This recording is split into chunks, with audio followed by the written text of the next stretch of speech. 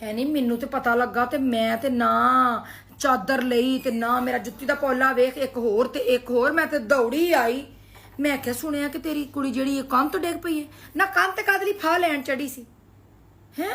दरवाजा बंद सी ते खड़का लेंदी कि कंध टप्पड़े मारने जरूरी से मुंडियां दा काम हुंदे ने माई मुंडा आ कि छलप्पे कंधा तो मार दी इधर तो इधर हैं कित्थे सट लगी सो विराज विराचा च अगे फुफी तरह उन्होंने पार्टियां ने छाबे वर्गा मूँह ओहदा मैं कोई दुश्मन हाँ मैं नहीं अंतियां होना चाहिए आहो थोड़ा तू समझाया कर बगाने थां धियां देनियां हुंदियां ने हुण विराज पाठ कित्थे गई अगे तेन पता नहीं खानदान दी विराजा एडियां पार्टियां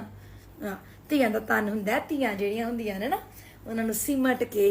उन्हां नूं इंज ते तमीज तरीके नाल छड़प्पे मारदे इधर ते छड़प्पे मारदे इधर ये तेरी ना गल सही मैं कहना तेरी दोखी है मैनू तो पता लगा मेरा तो सिर सुन्न हो गया मैं कहा कुड़ी दी कोई हड्डी नहीं टुट गई कोई लत्त बांह नहीं टुट गई मैं तो दौड़ी आई तो अगों पता लगे भी विराज च सट